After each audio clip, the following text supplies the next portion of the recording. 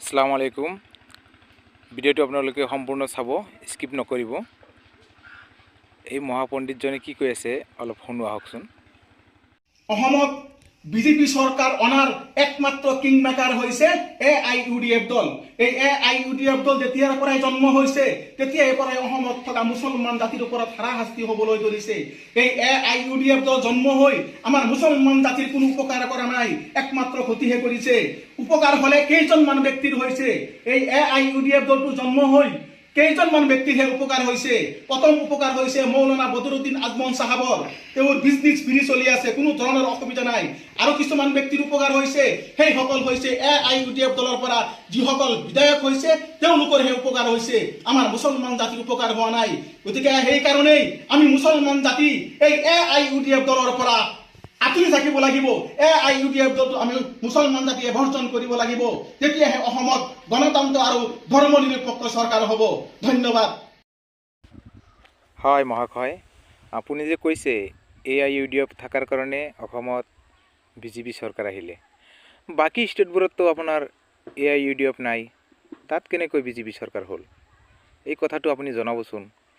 তাৰপিছত কথা হ'ল AIUDFৰ পৰা বদৰুদ্দিন আজমল বা তেওঁলোকৰ বিধায়কবিলাকে লাভৱান হৈছে, বাদ বাকী ৰাইজে একো লাভ হোৱা নাই, ৰাইজৰ কোনো লাভ হোৱা নাই আপুনি ক'ব বিচাৰিছে। তে কথাটো ঠিকেই কৈছে। AIUDFৰ আগত কংগ্ৰেছ চৰকাৰ আছিল, চৰকাৰ থাকোঁতে আমাৰ সংখ্যালঘু মানুহৰ পৰা বা মুছলিম মানুহৰ পৰা বহুত কেইজন বিধায়ক আমি পঠাইছোঁ, তেওঁলোক মিনিষ্টাৰো হৈছে, কিন্তু তেওঁলোকক বাক স্বাধীনতা নাছিল, তেওঁলোকৰ কোনো মাত মাতিব পৰা নাছিল, মাত মাতিলে কংগ্ৰেছৰ পৰা আউট কৰি দিছিল। সেইকাৰণে নীলিত হত্যাকাণ্ড হ'ল, BTCত হত্যাকাণ্ড হ'ল, আজি ডিটেনশ্যন কেম্প হ'ল, আমাৰ মাটিৰ কোনো পাট্টা দিয়া নাই, যাৰ কাৰণে আজি মুছলমানৰ এই দুৰ্দশা, ইমান উচ্ছেদ হৈ আছে হাজাৰ হাজাৰ মানুহৰ। দায় কোন? এই কথাটো আপুনি আমাক ৰিপ্লাই দিবচোন, এই কথাটো আমি জানিবলৈ ইচ্ছা আছে। তাৰপিছত কথা কৈছে আপুনি কি যে সকলো মানুহক আহ্বান কৰিছে, মুছলমান মানুহখিনি বদৰুদ্দিন আজমল বা AIUDFক বৰ্জন কৰিব লাগে।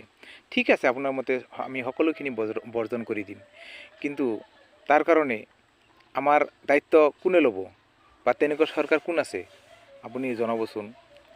বদৰুদ্দিন আজমল সিদিনা কৈছে যে কংগ্ৰেছে আমাৰ লগত চুক্তি কৰক, মুছলমান মানুহৰ বা সংখ্যালঘু মানুহৰ যিখিনি দাবী আছে, ডিমাণ্ড আছে, অভাৱ অভিযোগ আছে, এইখিনি লিপিবদ্ধ কৰক, চুক্তি কৰক আমাৰ লগত, সেইখিনি সমাধান কৰিম বুলি, তেতিয়া আমি UDF দল ভংগ কৰি দিম।